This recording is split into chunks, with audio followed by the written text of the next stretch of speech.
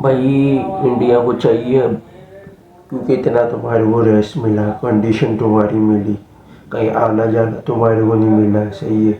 और कहीं तुम्हारी ट्रैवलिंग की वजह से तुम्हारे स्टेमिना बचा, तुम्हारे को अच्छी खासी फैसिलिटीज़ मिली।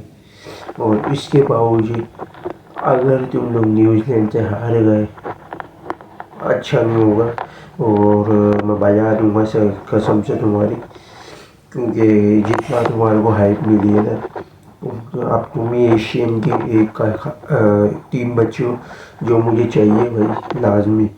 और जीते तो ऑस्ट्रेलिया तुम्हारे गले पड़ जाएगी, हारे तो साउथ अफ्रीका तुम्हारे गले पड़ जाएगी। यानी मौत के जो तुम्हारे बादल हैं वो दोनों तरफ से मंडला रहे हैं। तो देख लो भाई, कुछ कर लो, कुछ कर लो। हेलो अस्सलाम वालेकुम, कैसे हैं आप लोग? ठीक है। और इंडिया और न्यूजीलैंड के हवाले से बात करनी थी, जो कि टॉस हुआ है और न्यूजीलैंड ने बॉलिंग ली है कंडीशन को मद्देनज़र रखते हुए। और पिच की जो कंडीशन है वही flat plus dry plus dead condition है, तीनों की फैक्टर आती है इसमें। और पहले तो आप वेदर देख लें, वेदर जो है वो 24 डिग्री है जिस टाइम स्टार्ट होगा। और कम से कम 23 तकरीबन 23 हो जाएगा। फिर आहिस्ता आहिस्ता जब 3 बज जाएंगे वहाँ पे, तो ईज़िली तकरीबन आपका 23 ही चलेगा। फिर 23 फिर आपका 5-4 बजे के बाद वेदर गिरना शुरू होगा, 22 हो जाएगा। फिर 21 से भी चलता रहेगा। फिर मैच का जब इख्तिताम होगा तो 20 डिग्री तक वेदर चलना होगा। तो ड्यू के जो कंडीशन है वो ज़्यादा है नहीं, इतने बॉलिंग को फेवर दे सकता है। और स्क्वाड आप देखेंगे इंडिया का, तो यहाँ पे शर्मा के साथ गिल ओपनिंग करेंगे। और विराट कोहली है, श्रेयस अय्यर है, अक्षर पटेल है, फिर के राहुल है, फिर हार्दिक पांड्या है, फिर जो रविंद्र जडेजा, फिर आपका मोहम्मद शामी, फिर आपका वरुण चक्रवर्ती, कुलदीप यादव। तो अच्छे खासे आपके ऑप्शन है यहाँ पे। पांड्या और शामी आपका फास्ट ऑप्शन देंगे पावर प्ले में। और एक फास्ट बॉलर अर्शित की जगह कम करने की वजह थी यही कि जितनी भी जो कंडीशन है ना, वो ड्यू तो है कम कम है, लेकिन इतना फ़ायदा नहीं। 10 ओवर के बाद थोड़ा कम फ़ायदा देती है फास्ट को, तो इसमें स्पिन का रोल ज़्यादा होता है, तो इसलिए स्पिनर ज़्यादा रखे। आपका जडेजा अक्षर दो आपके पास ऑप्शन होगा, पांड्या और शामी, फिर कुलदीप और आपका वरुण। वरुण को आप पावर प्ले में भी इस्तेमाल कर सकते हो। जैसे एग्जाम्पल, शामी 5 ओवर करा रहे लगातार, पांड्या से आपने 2 या 3 ओवर डलवा लिए है ये। उसके बाद आखिरी के पावर प्ले के इख्तिताम में आप 2 ओवर डलवा सकते हो, उसके बाद फिर कैरी कर सकते हो, यानी कंटिन्यू कर सकते हो आप पावर प्ले में। और इसी तरीके से बैटिंग में अगर देखा जाए, शर्मा की तो वही आपको पता है 30-40 वाली तेज़ खेलने वाली इनिंग है, और गिल का खड़ा रहना ज़रूरी है। 40-50 वाली इनिंग आ सकती है, क्योंकि न्यूजीलैंड की बॉलिंग थोड़ी स्ट्रेंथ वाइज है इंडिया के खिलाफ, क्योंकि इंडिया थोड़ी हड़बड़ा जाती है। और कोहली भी मुझे 50 या 40 वाली एंकर इनिंग देखता हुआ दिख रहा है, अगर वो खड़ा हो गया है। वरना ज़रा सी अगर थोड़ी हिली और ऑफ स्टम्प पे तो ये आउट हो जाएगा। इसी तरीके से अय्यर का रुकना, एंकर करना बहुत ज़रूरी है।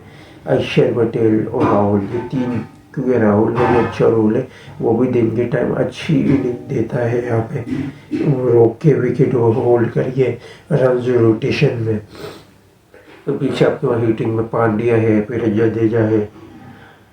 अगर जल्दी विकेट गिर जाती है 5 या 4 इंडिया की, तो जडेजा को प्रमोट करना, पांड्या को आप आखिरी के लिए बचा के रखना, ताकि हिटिंग में आपका अच्छा इम्प्रेशन दे, आपको डिस कॉन्ट्रीब्यूशन दे।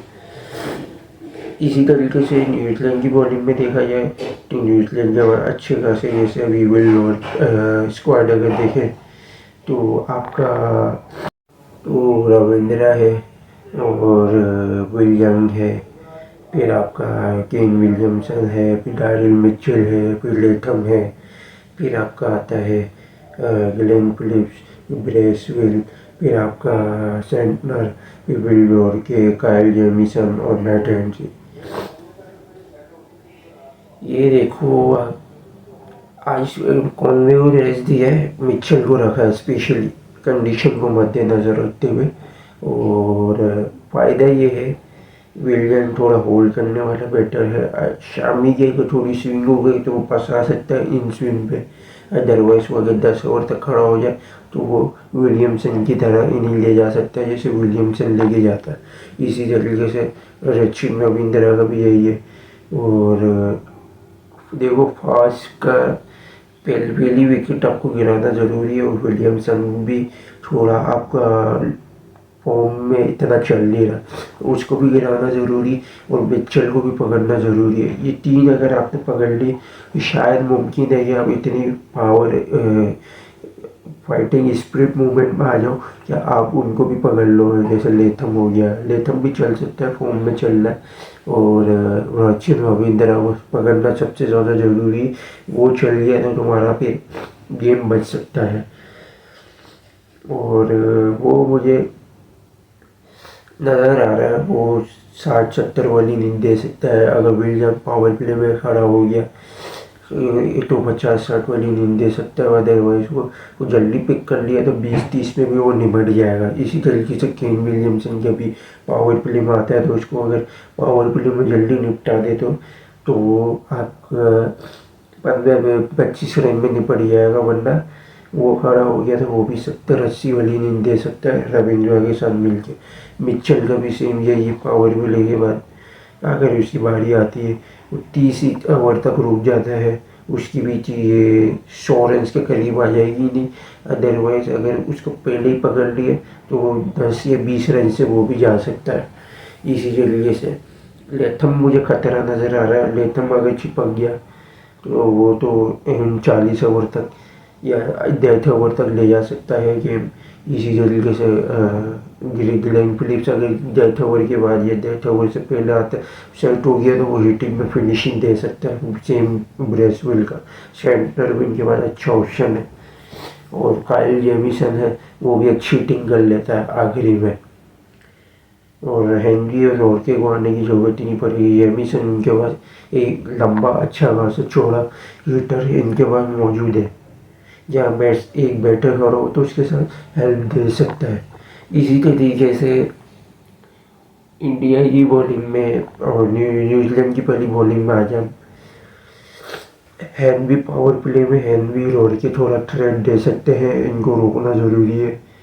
और आपका उसको भी क्या नाम है आपका काइल जेमिसन पावर प्ले के आखिरी में अच्छी थ्रेट दे सकता है। पावर प्ले के बाद सेंटनर, ब्रेसवेल और ग्लेन फिलिप्स ये तीनों मिल गए आपको 40 ओवर तक फंसा सकते हैं।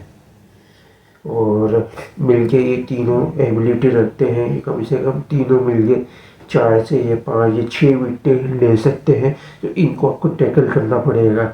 और डेथ ओवर में आपके पास हैंड भी थोड़ा बहुत देगा, जेमिसन आपका अच्छा बॉलर है, डेथ ओवर में फंसा सकते हैं, और के भी इतना नहीं, सिर्फ जेमिसन को आपको बचना पड़ेगा। और जैसा मैंने आपको बताया अय्यर और अक्षर की 50-60 वाली, अक्षर की अय्यर की 100 वाली इनिंग मैटर करती है, अक्षर की 50-60 वाली अगर ये खड़े हो जाए, क्योंकि टॉप की विकेटें गिर सकती हैं, मुमकिन नहीं है, और चल भी सकते हैं। इसी तरीके से भी नीचे आ जाओ तो राहुल का 50-60 वाली इनिंग, इसी तरीके से नीचे और नीचे आ जाओ जडेजा का 40-30 वाली इनिंग, पांड्या का आखिरी में 50-60 वाला यानी 30-35 बॉलों पर, तो ये इम्पैक्ट रखता है। इसी तरीके से इंडिया की बॉलिंग में आ जाओ, पांड्या और शामी थोड़ी सी हिला सकते हैं कंडीशन के मुताबिक। अगर वेदर, अगर मौसम, अगर धूप अगर होगी सराउंडिंग में तो थोड़ी सी मुश्किल आता है ये बॉलिंग में, तो मुमकिन है पावर प्ले में थोड़ा सा एडवांटेज मिले। अदरवाइज मुझे में न्यूजीलैंड का तब भी फेवर नज़र आ रहा है बैटिंग में स्पेशली, और इसलिए उन्होंने बॉलिंग ली है क्योंकि 1 घंटा पावर प्ले तक रोशनी रहती है जिसमें आपका जो स्विंगिंग फैक्टर है वो जब तक रोशनी ख़त्म होती है, जब तक बॉल थोड़ी यूज हो जाती है तो वो स्विंगिंग फैक्टर आपका ख़त्म हो जाता है। तो फिर वो आप इस कुलदीप, वरुण और आपका जडेजा और अक्षय, ये 4 आपके स्पिनर पर आप रिलाय करोगे 40 ओवर तक। तो ज़रूरी है कि कम से कम ये 4 बॉलर मिल के आपको 5 से 6 विकेटें दे, तो ये आपके फ़ायदे दे सकता है उस सूरत में जब आपको टॉप से 1-2 विकेट पांड्या और शामी ने मिल के दी हुई हो। तो अब टारगेट हम पिच के टारगेट 6 सिनेरियो में आ जाते हैं, वही 200, 250 या 275 तक या एवरेज इनिंग है। इसके दरमियान अगर इंडिया टारगेट देता है तो न्यूजीलैंड के लिए थोड़े अच्छे चांसेस है। अगर 250, 275 में थोड़ी सी फाइटिंग स्पिरिट दे सकता है। अदरवाइज 325 भी यहाँ पे टारगेट चेजिबल है। डेट हो जाती है कंडीशन, स्पिन को थोड़ा फ़ायदा मिलता है यहाँ पे, लेकिन थोड़ा बहुत चेजेबल है। और जिस तरीके से क्वालिटी स्पिनर है ना इंडिया के पास, उसमें से सिर्फ वरुण मुझे वर्किंग करता हुआ नज़र आ रहा है, और उसके वो भी नाइट में हल्की सी ड्यू फैक्टर में सिर्फ वरुण आपका है कि एडवांटेज होता है, वो फ़ायदा देता है। और इसी तरीके से अगर इंडिया कोशिश करे 300 प्लस, इंडिया फंसा सकता है मैच न्यूजीलैंड को। 275 से नीचे देता है न्यूजीलैंड का तब भी फ़ायदा है। और इसी तरीके से आज की हम प्रेडिक्शन में आ जाते हैं। इंडिया अगर 250 पे देगा, न्यूजीलैंड के 100% चांसेस है। 275 बनाता है इंडिया के तो 30% चांसेस है, और न्यूजीलैंड के 70%। 300 रन बनाता है टारगेट तो दोनों के 50-50% है। 325 या 330 तक बनाता है इंडिया के 100% है, और न्यूजीलैंड के 0% है। तो ये थी हमारी आज की प्रेडिक्शन वीडियो। तो थोड़ा सा लेट आएगी वीडियो, तो वो थोड़ा काम वगैरह चल रहा करके, और रमज़ान के भी स्टार्टिंग है, थोड़ा सा भी 1-2 दिन थोड़ा सा मैनेज करना पड़ेगा। इंशाल्लाह कल से भी कोई इशू नहीं आएगा। कल से आपको इंशाल्लाह टाइम से प्रॉपर वीडियो मिलेगी, और गैप भी है तो थोड़ा सा टाइम भी मिल जाएगा, तो थोड़ा रेस्ट का मौका भी मिल जाएगा, क्योंकि जॉब वगैरह, वीडियो और घर के भी काम, और अभी रमज़ान आ गए थे अचानक से, तो उसके तैयारी में, अपने तफरी में थोड़ी सी लेट हो गया है, तो थोड़ा मैनेज करना मुश्किल हो रहा था। तो उसके लिए माजरत है। लाइक और शेयर और सब्सक्राइब जरूर किएगा, बेल आइकन जरूर क्लिक किएगा। Thanks for watching video. अल्लाह हाफिज़।